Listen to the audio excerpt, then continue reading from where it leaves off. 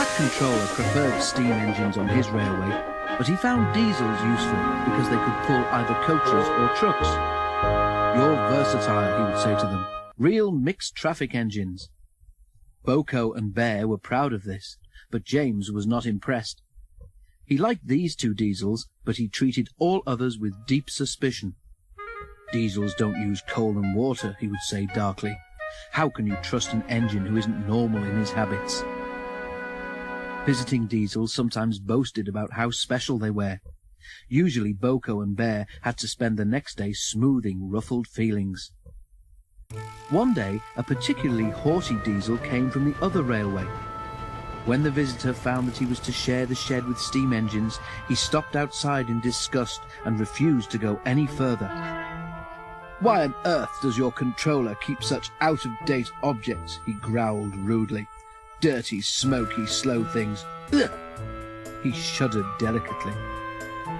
"On our railway," the diesel continued loftily, "steam engines are kept strictly in their place and not allowed on the main line without special permission." Boko, who was showing the diesel round, lost patience. "Stay outside then if you're so proud about it," he said crossly.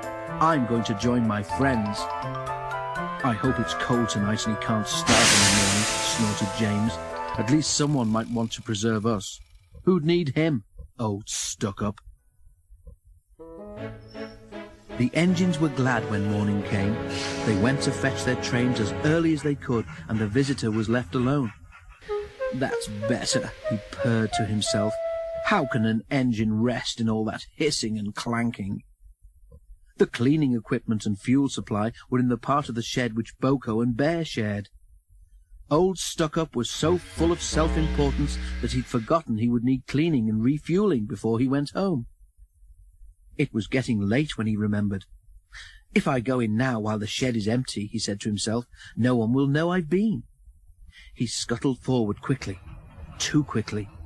The rails where Bear and Boko had stood were oily, and when he tried to stop, he couldn't. "Brake blocks and buffers, I'm slipping!" he wailed as his wheels locked and slithered. He shut his eyes as, with a despairing whoop of horror, he crashed into the wall at the end of the shed.